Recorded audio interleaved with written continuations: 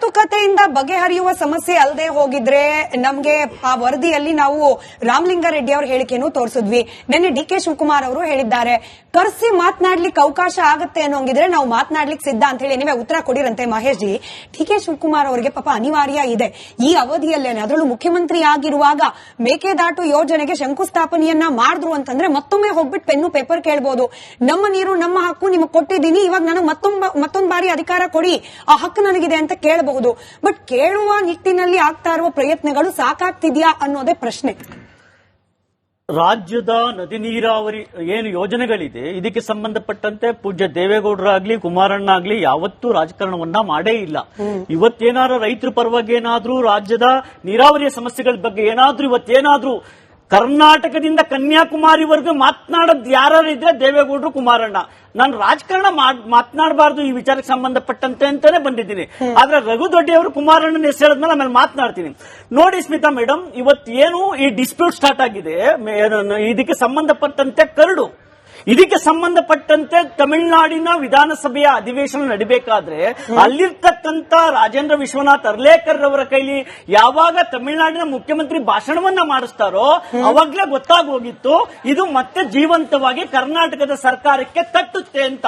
ಇವತ್ತು 9,000 ಡಿಪಿಆರ್ ಅನ್ನ ಕೋಟಿ ರೂಪಾಯಿಗಳ ಡಿಪಿಆರ್ ಅನ್ನ ಮಾಡಿ ಅನುಮೋದನೆಗೆ ಒಳಪಟ್ಟಂತ ಕಾಂಗ್ರೆಸ್ ಸರ್ಕಾರ ಕೇಂದ್ರ ಸರ್ಕಾರದ ಮೇಲೆ ಬೆಳ್ಳನ್ನ ತೋರಿಸ್ತಾ ಇದೆ. ಆದ್ರೆ ಇಲ್ಲಿ ಇರ್ತಕ್ಕಂತಹ ಸತ್ಯನೇ ಬೇರೆ.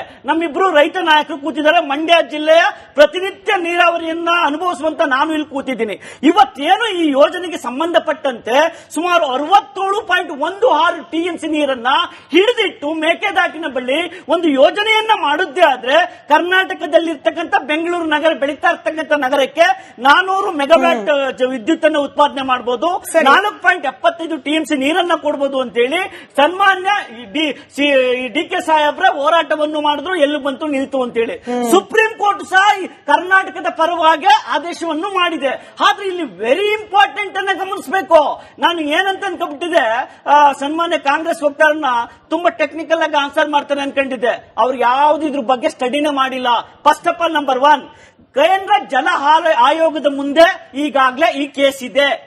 ನಂಬರ್ 2, ಕಾವೇರಿ ನಿರ್ವಹಣಾ ಪ್ರಾಧಿಕಾರದ ಮುಂದೆ ಇದ್ರ ಕೇಸ್ ಇದೆ. ನಂಬರ್ 3, ಪರಿಸರ ಮತ್ತು ಅರಣ್ಯ ಇಲಾಖೆ ಏನು MOEF ಮುಂದೆ, ಈ 3 ಮುಂದೆ ತಾಂತ್ರಿಕ ಅನುಮೋದನೆಗಾಗಿ ಇದಕ್ಕೆ ನಮಗೆ ತಾಂತ್ರಿಕ ಅನುಮೋದನೆಯನ್ನ ಕೊಡಿ ಅಂತ ಹೇಳ್ಬಿಟ್ಟು ಈ 3 ಇಲಾಖೆಗಳು ಕೇಳಿದೆ. 3 ವರ್ಷದಿಂದ ಡಿ ಕೆ ಶಿವಕುಮಾರ್ ಅವರು ಇದರ ಮುಖ್ಯಮಂತ್ರಿ ಆಗೋಕ್ಕೂ ಮೊದಲೇ ಇದರ ಸಚಿವರಾಗಿ ಇವ್ರಿಗೆ ಏನೇನು ಕ್ವಶನ್ಸ್ ಕೇಳುತ್ತೆ 3 ಇಲಾಖೆಗಳು ಅಂತ ಹೇಳಿದ್ರೆ, ನೀವು ರಿಕ್ವೈರ್ಡ್ ಡಾಟಾವನ್ನ ನಮ್ಗೆ ಕೊಡಿ. ಎಲ್ಲಿದೆ ರಿಕ್ವೈರ್ಡ್ ಡಾಟಾ ಕಾಂಗ್ರೆಸ್? ಇವ್ರು 25 ಜನಗಳ ಹತ್ರ ಸನ್ಮಾನ್ಯ ಡಿ ಕೆ ಶಿವಕುಮಾರ್ ಅವರು ಏನು ಭಾಷಣ ಭಾಷಣ ಮಾಡ್ಬಿಟ್ಟಿದ್ದಾರಂತೆ. ನಂಬರ್ 2, ಇವರು ಅಬ್ಸರ್ವೇಷನ್ ರೈಸ್ ಏನ್ ಮಾಡಿದ್ದಾರೆ?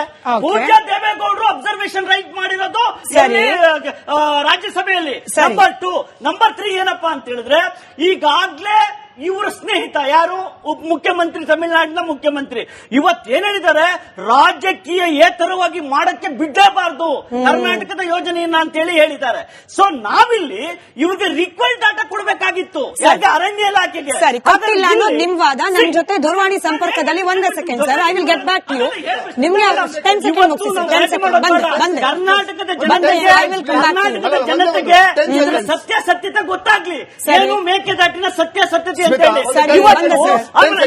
ಇನ್ನೊಂದು ಹೇಳಿದ್ರು ಮೊನ್ನೆ ನಿಮ್ಮ ಮಾಧ್ಯಮದಲ್ಲೇ ನೀವೇ ಹೇಳಿದ್ರಿ, ಪೂಜ್ಯ ಪ್ರಧಾನಮಂತ್ರಿ ಅವರನ್ನ ಭೇಟಿ ಮಾಡಕ್ ಹೋಗಿದ್ರಲ್ಲ ಯಾರು, ಡಿ ಕೆ ಶಿವಕುಮಾರ್ ಅವರು. ಅಲ್ಲೇನ್ ಹೇಳ್ತಾರೆ, ಬಿಡದಿಯ ಬಳಿ ನಿರ್ಮಾಣ ಆಗ್ತಾ ಇರ್ತಕ್ಕಂತ ಯೋಜನೆಗೆ ಸಬ್ಬಾಸ್ಗಿರಿ ಕೊಟ್ಬಿಟ್ರಂತೆ.